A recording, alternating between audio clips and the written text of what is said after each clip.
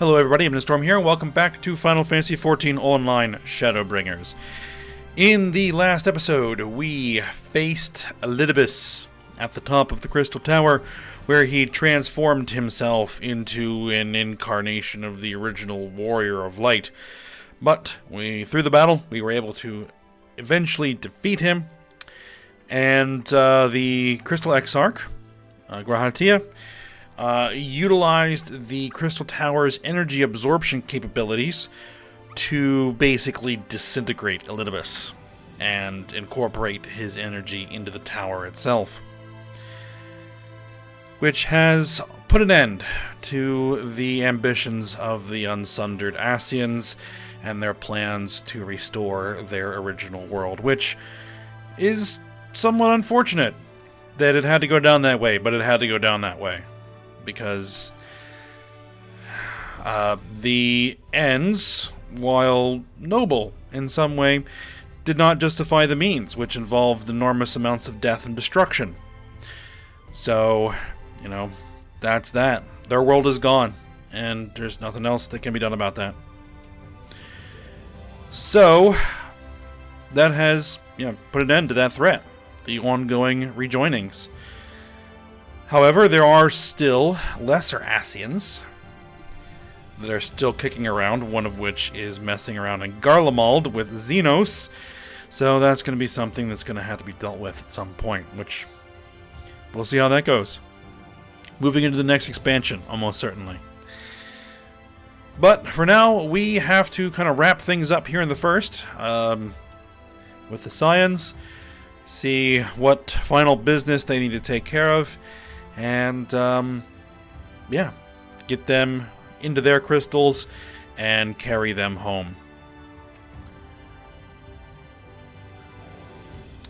Oh yeah, and the thing is that the Exarch also kind of sacrificed his physical form, becoming crystallized and part of the tower. But we also do have his memories and soul imbued into a crystal, so we need to get him home as well, and see if fusing that with his younger body will work, which is a bit of a question.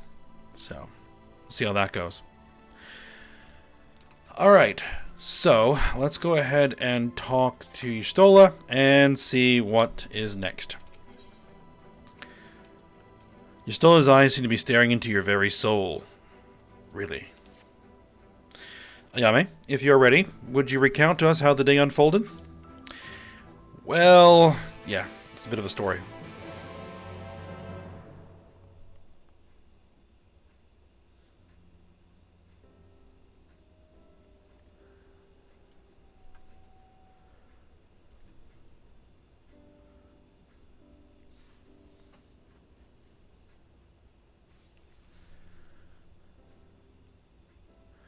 So, you reached out to Elidibus at the last, and his heart was moved.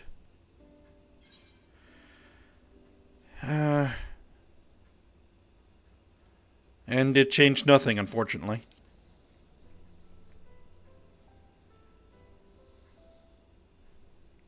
Perhaps not. Ultimately, you had no choice but to strike him down. But the important thing is, though violence proved unavoidable, you did at least come to understand your foe.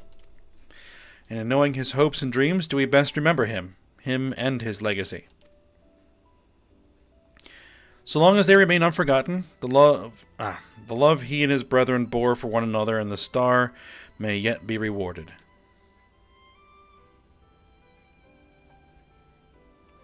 You said that an ancient came to your aid, but how is that possible? A gift from Emet-Selch. He knew of Elidibus' plight. Foreseeing his own death, he made provisions to bring Elidibus' suffering to an end, lest his friend be left to continue the struggle alone. Or so I wildly speculate. It is unlikely we will ever know the truth. The best we can do is to remember events as they happened, no more and no less. As the Ronkins so rightly put it, history is learned, not lived. Ah, there you all are. Ah, Becklug.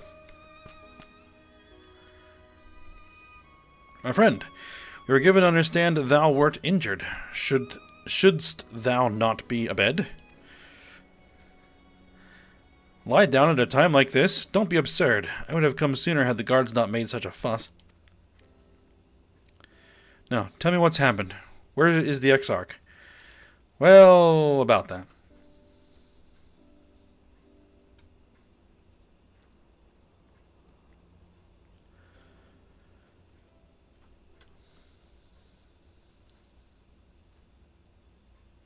I see. Ayame, will you show me his spirit vessel?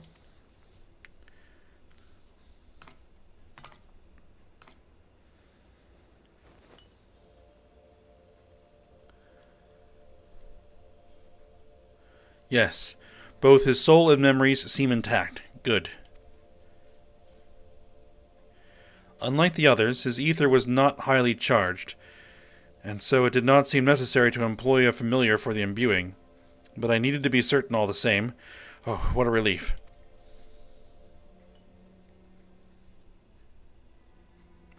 Then 'tis but a question of restoring his soul into his flesh. And as thou didst lately tell me, the success of this process resteth on no more than our friend's soul recognizing his flesh as its own. Given his apparent desire to return to the source with Ayame, one would think his soul would be only too happy to be home, no? Surely it wouldn't balk at the relative newness of its accommodation. So one would hope, but none can speak for the Exarch's heart of hearts, and he can no longer speak for himself. Furthermore, though I have drawn upon all of my not inconsiderable experience to predict the outcome, the fact remains that there is no direct precedent for what we are attempting. Will his body accept his soul? Will his essence blend properly? Will he awaken whole of mind? Any number of things could go awry.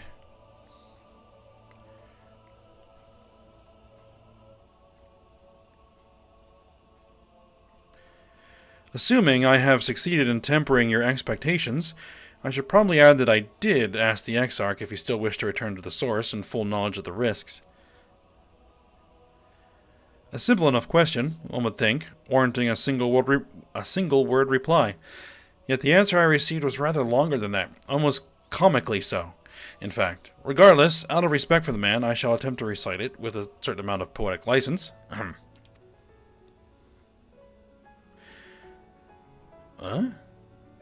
As I grew older, the burdens I carried became ever more numerous, burdens which weighed upon my hopes, burying them deep within my breast, so deep that I couldn't be certain they were still there. I think it's cloudy and it's obscuring the crystal tower. But when I look around me, I am reminded, no matter how deeply buried they may be, our hopes never truly disappear. No, they are always with us, guiding us, driving us. I see it in Vothri, who sought to vindicate his existence by creating his paradise.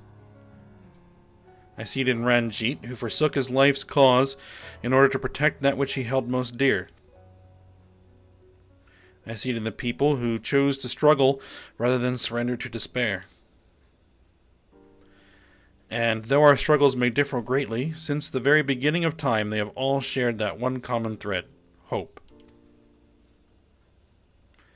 We struggle because we have hope, and when the time comes, I too will embrace mine. I'll follow my heart, regardless of the risks. And I will live with all my being as befits one who has been granted a second chance. There.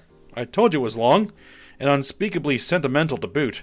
One would think them the outpourings of a dewy-eyed boy, not the old man the Exarch seems to believe he is. I mean, really. He's scarcely been alive as long as I've been in hiding. I dare say he is blushing in his vessel. Speaking of which, we should make ready for our journey. Time remains of the essence, after all. Needless to say, once we leave, there is no guarantee that we can return. If anyone has unfinished business, now is the time to see to it. I must pay a visit to Slitherbough. Let us reconvene here anon.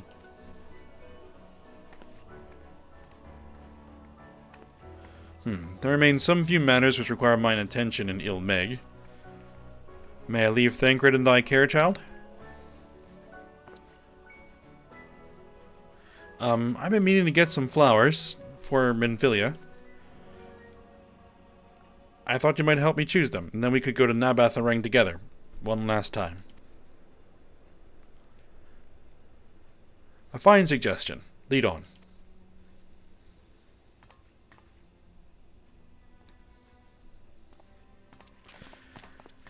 And what about the twins?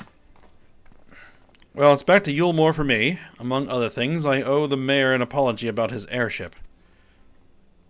It did kind of get wrecked, didn't it? I assume you have places of your own to be, Alice? I shall see you later. She's probably going to go to the Inn at Journey's Head.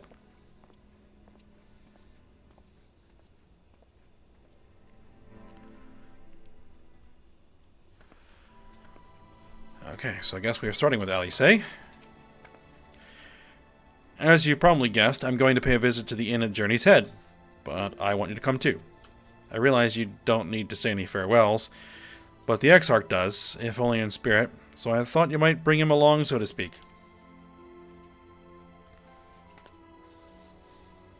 I'm sure he'd love the thought of being lugged about on his hero's back. So let's be off, shall we? I can't wait to see how Ulrich's doing. Hopefully he's beginning to recover.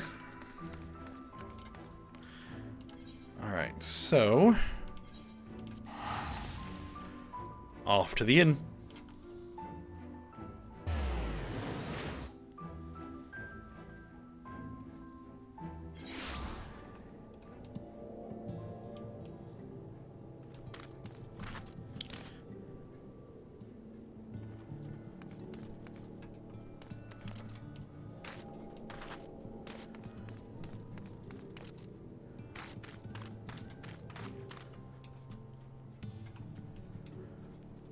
Alright, Alice. Ulrich? Ulrich? Oh god, don't tell me he's wandered off again. Quickly, Ayami. We have to find him.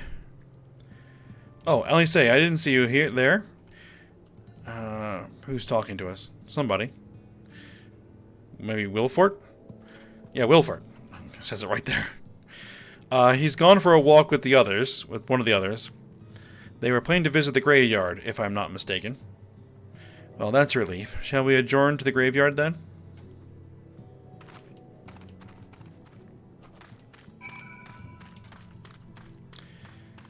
Alright, so, where is...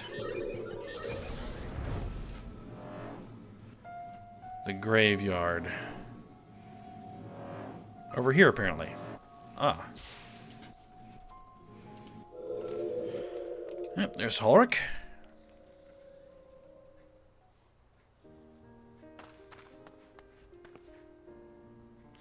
There he is. I was afraid he'd wandered off again.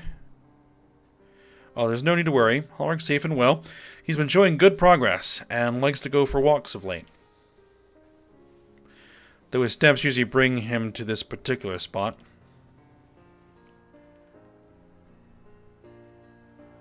Oh? I wasn't aware he had family here. He doesn't. It's Tesleen. Her sword, that is. We buried it here in her honor. So he remembers. What brings you back so soon, out of interest? I didn't think the next round of treatments was due yet. No, it isn't. Look, I realize this is sudden, but I've come to say goodbye. It's time for me to return home. Rest assured, the treatments will continue. Beck Lug will come to oversee them in my stead. I see. You did mention that you and your friends were searching for a way home. Needless to say, we'll be sorry to see you go, but I know everyone will be happy for you, truly. Happy and grateful. You've done so much for us, achieved what none of us dared hope was possible. And we'll see to it that your good work continues, and that no more poor souls are buried here before their time. So rest easy, and take care. We wish you every happiness. Thank you. I will miss you all.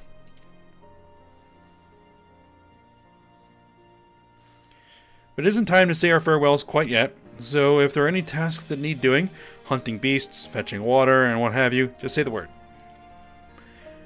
I mean to make use of every last moment here, after all. The time left to you is precious.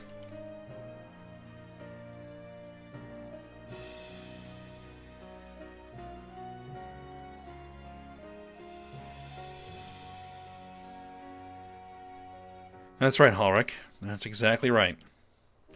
Those words will guide you true, so never forget them. And neither will I.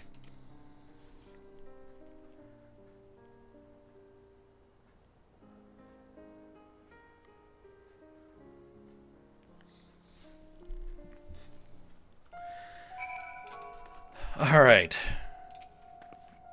What? I'm not crying. I just have sand in my eye, that's all. Sure. As I mentioned, I mean to stay here as long as possible. In the meantime, perhaps you could go and look in on the others? Alphino, for instance. If anyone is crying, it will be him. Alright, so I guess we'll head off to Yulemoor and see how Alphino is doing. Probably hanging out with the Chais.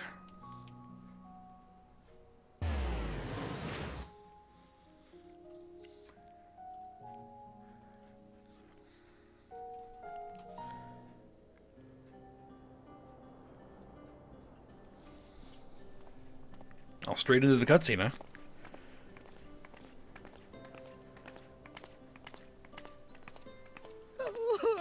Oh, Alpha, no! Ah, Dulia. Please, Lady Chai, dry your eyes. The thought of never seeing you again is more than my poor heart can bear.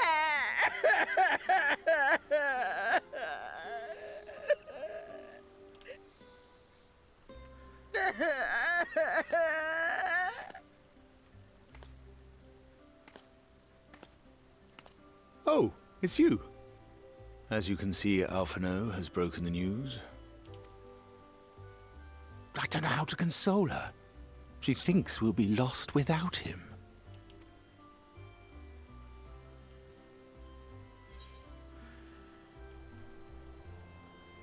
A picture paints 1,000 words.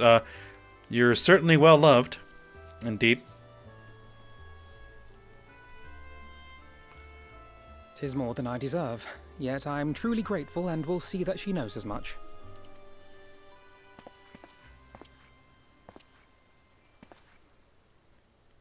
Lady Chai, I have a confession to make.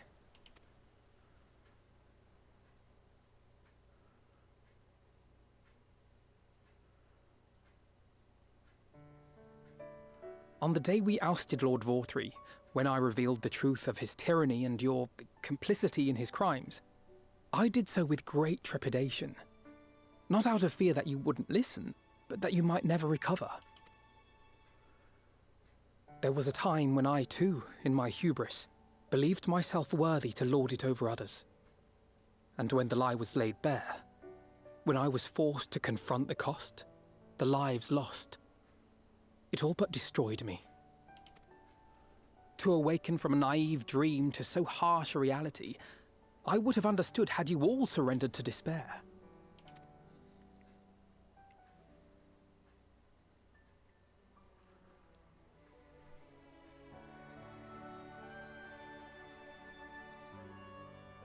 But you didn't surrender. Far from it. You picked yourselves up and rose to the challenge. You found a path forward and the strength to walk it, and to keep walking it, day after day. But what struck me is how much faster you found it than I did. Really? That felt pretty slow to me. But rest assured, we'll make Yulemoor into a nation anyone would be proud to call home. Eventually. You can still come and go as you please, I believe. When we have good tidings to report, I may trouble you to be their bearer.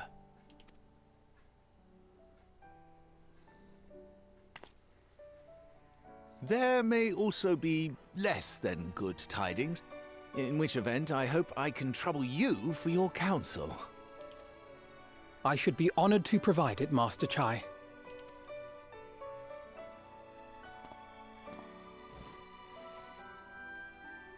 Oh, Alphino, I know you aren't one to sit still, but do remember to take your ease from time to time. And no matter where you are, remember that there are people here who are praying for your health and happiness.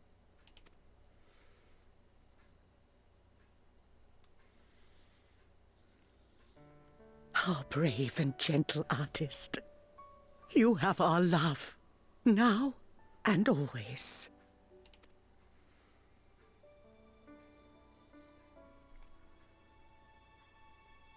And you mine. Please take care.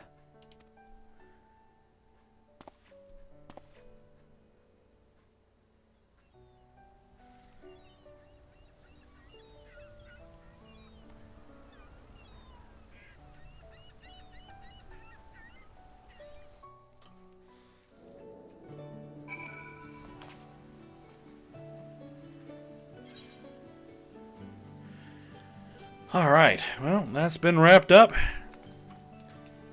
The Chais are such great characters. It would have been so easy just to make Dulia Chai the butt of jokes, but they didn't. Alright, so... Alphino. Tis a strange feeling, Ayame, to stand in the company of our friends, knowing that I will never see them again. I struggle to reconcile it in my mind. But this I know, I shall cherish my memories of Norvrand, of every soul I met here, for the rest of my days. And I shall look forward to your tales of their endeavors. Definitely. Alright, his business concluded, Alphino turns his attention to yours. Forgive me, I realize now that I never asked you what business brought you here. Can I be of assistance? I just came to check up on you. Alice said that, did she? Well, as you can see, I am quite alright now. Unlike her, by the sound of it. Huh. Perhaps you might consider visiting Eorzea next. Given his conversance with the idiosyncrasies of the Fey folk, I doubt it will be an issue, but a small part of me worries that they may not relinquish him willingly. As such, I would feel better if you were to look in on our friend, assuming you have the time, of course. Yes, the pixies do have a penchant for mischief, so let's go ahead and see how Eorzea is getting on.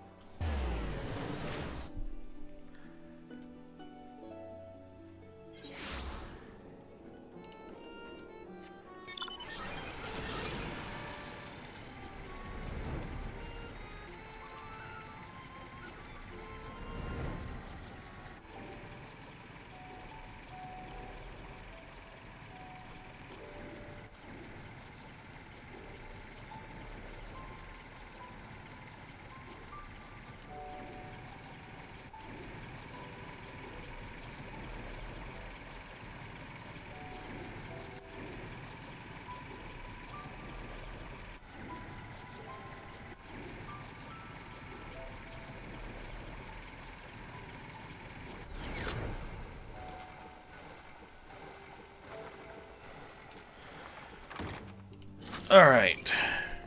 Eorzea? How you doing? Ah, then I should have the pleasure of welcoming a guest, even as mine own occupation draweth to a close. What bringeth thee hither, my friend? Just checking in. So thou wouldst grant the Exarch a final tour of the realm, which hath been his home these 100 years? A noble gesture. As for Master Alphino's concerns, thou mayest rest assured that all is well here. Far from detaining me, our Fey friends have agreed to assist in the transportation of these tomes under the Cabinet of Curiosity. Not more remaineth to be done. Regardless, 'tis well that thou didst come, for I had been meaning to show something to thee. An object I chanced to find after thy victory over Elidibus. Oh? Though it hath lost its radiance, 'tis unmistakably a crystal of light, one that did, in all likelihood, once belong to Ardbert. Having been interred with his body, it would have remained upon his person after his possession by Elidibus. And when his mortal form was, forgive mine indelicacy, consumed by thy foe to fuel his transformation, I posit that the crystal did tumble free. Save that which doth abide in thee, it is all that remaineth of our friend, and if thou art willing, I would have thee deliver it unto Seto. I can think of no worthier recipient than he, and no more fitting a bearer than thee. As ever, thou wilt find the Amro in Volkdorf. My thanks, Ayame. Alright, well, let's head over and see Seto then. And, I should be able to just teleport over.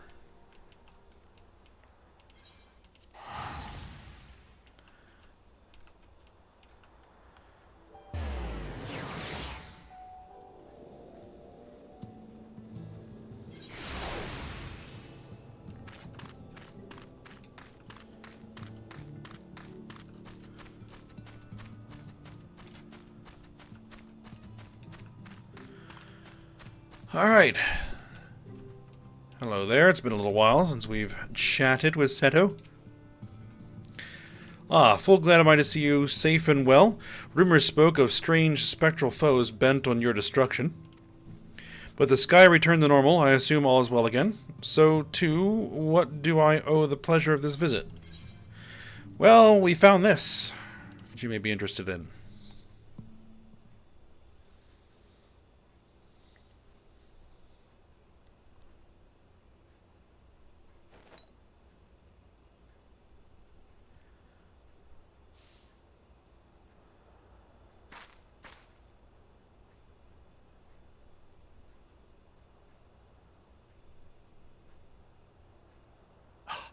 Is that Ardbert's crystal?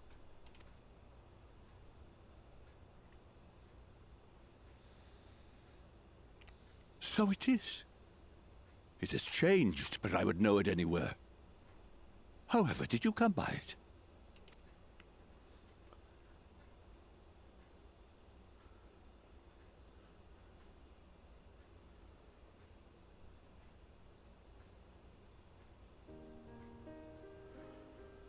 It is a long story.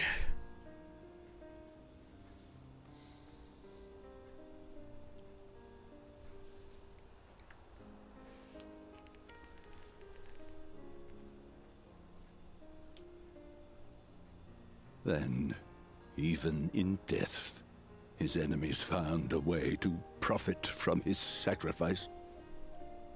Oh, it grieves me to think of his body being used for evil ends.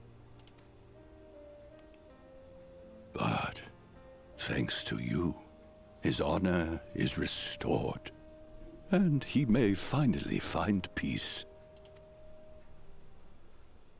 No words can express my gratitude. I will keep this crystal safe to the end of my days. Rest easy, my friend. You have earned it.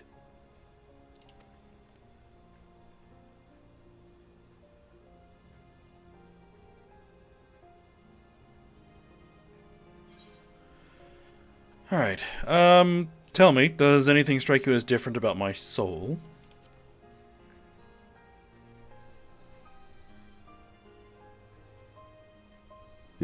Your soul?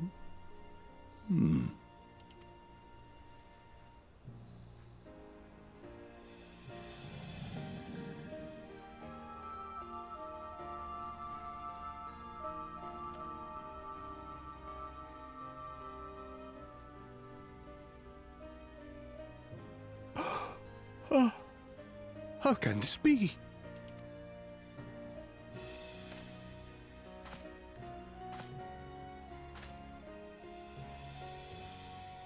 Seto, my old friend. You've grown. Oh, Ardbert, how I've missed you.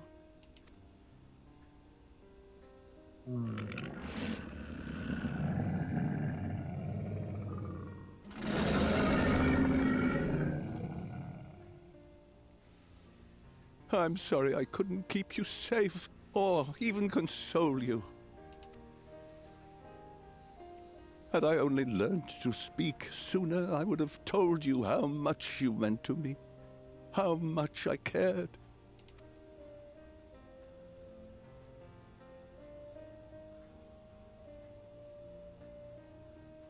I knew. I always knew.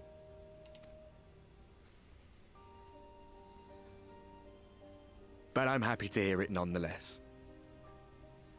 Thank you, Seto. My partner in crime.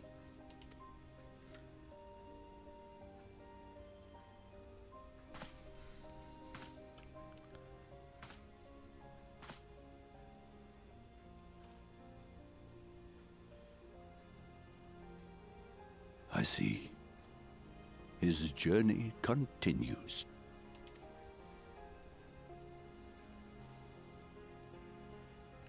Then I will not yet bid him rest. With you, he may look forward to many more adventures.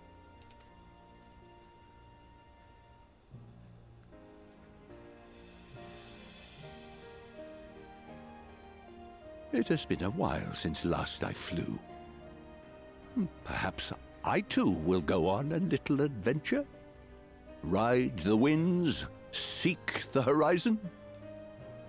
Yes, I think perhaps I will.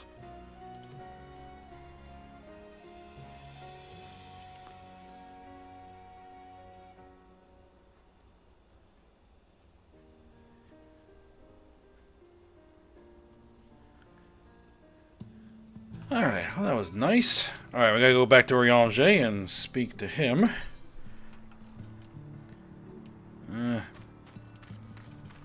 Either way, we're having the fly, so there we go.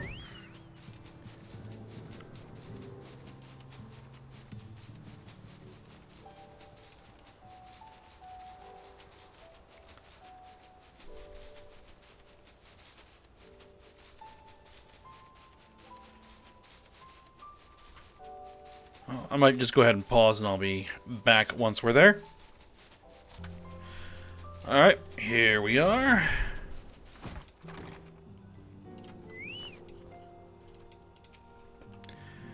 Ah, thou art returned. Tell me, how did Seto receive thine offering? He was quite appreciative. Remarkable. 'Twas fated that thou shouldst be the one to undertake this task, I think. As Ardbert liveth on in thee, so too shall he and his comrades live on in the hearts of the people of Norvrand. And their tale, now rightly told, shall inspire new warriors of light for generations to come. Alright, well, I'm just going to take the silver pieces. There we go. So what's up next? Eorzea regards you with a gentle smile, okay? Now, assuming thou intendest to continue thy tour, might I suggest Slitherbow as thy next destination? The task of tidying up one's abode is seldom light work, yet I suspect Ystola's is heavier than most. Suffice it to say, a pair of helping hands might not go amiss. Alright, what I think we'll do is we'll go ahead and stop here. And so when we come back for next episode, we'll go ahead and visit Y'shtola in Slitherbound, and I'm guessing we're probably going to talk with Thancred and Reen and check up on whatever else is left. And then we'll be heading back with everyone. So, hope you guys enjoyed it. Thanks for watching. Go ahead, like, subscribe, and comment, and I will see you next time.